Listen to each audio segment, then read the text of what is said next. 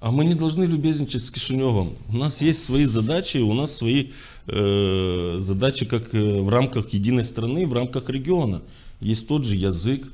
Мы очень любим титульную нацию говорить, какой язык, румынский или молдавский. Мы свой не смогли сохранить.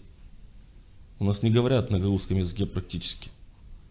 То, что учат насильно в школе, грубо говоря, ты не научишься им. Вот целая программа должна. Мы хотим, чтобы Кишинев нам давал деньги, чтобы мы развивали свой язык. Так никогда не будет. А то, что Кишинев враг, эта фишка всегда срабатывала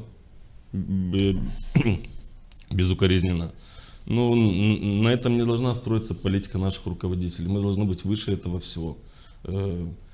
Я хочу видеть в руководстве автономии грамотных, правильных, этичных людей. Понимаешь? И тогда и общество будет подтягиваться к этому уровню. А у нас сейчас полная разрозненность. Мы видим неподготовленный. Почему исполком работает? Исполком работает, потому что в кабинетах исполкома еще предыдущие есть работники среднего звена, поэтому все идет. Но, образно говоря, президиум не презентабельный сегодня. Он не вхож никуда, понимаешь?